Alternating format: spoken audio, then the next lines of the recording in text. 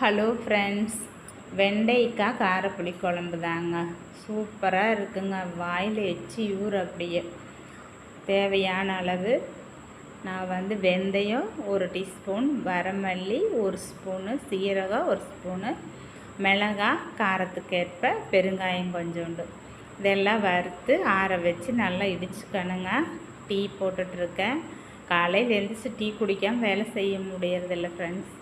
பாருங்கள், நான் இந்த உரலில் வச்சு நல்லா இடித்து நைஸாக அரைச்சி எடுத்துப்பேன்.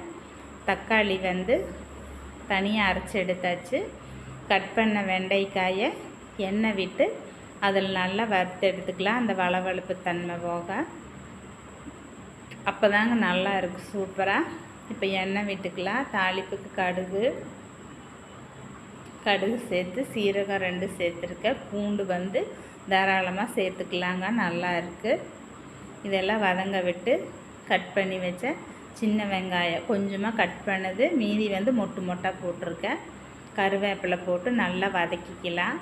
இதெல்லாம் வதங்காமல் பாருங்கள், வறுத்து வச்சதை இந்த மாதிரி அரைச்சி எடுத்துகிட்டேன். பார்க்குறக்கு எப்படி கலர்ஃபுல்லாக இருக்குது பாருங்கள்.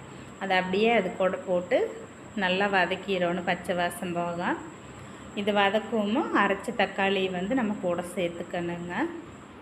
இதெல்லாம் சேர்த்து நல்லா வதக்கிடணும். இது கூட மல்லித்தூள் 2 ஸ்பூனு, கரம் மசாலா 1 ஸ்பூன் போட்டிருக்குறேங்க. இதெல்லாம் 2 வேளைக்கு தாட்டுற மாதிரி நான் வச்சுருக்கேன். புளி தேவையான அளவு கரைச்சி ஊற்றிக்கலாம்.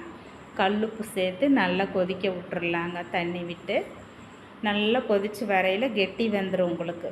கொஞ்சம் நேரம் கொதிக்க விட்டோம்னா நம்ம வதக்கி வச்ச வெண்டைக்காய் சேர்த்துனோம்னா சூப்பரான புளிக்குழம்பு ரெடி.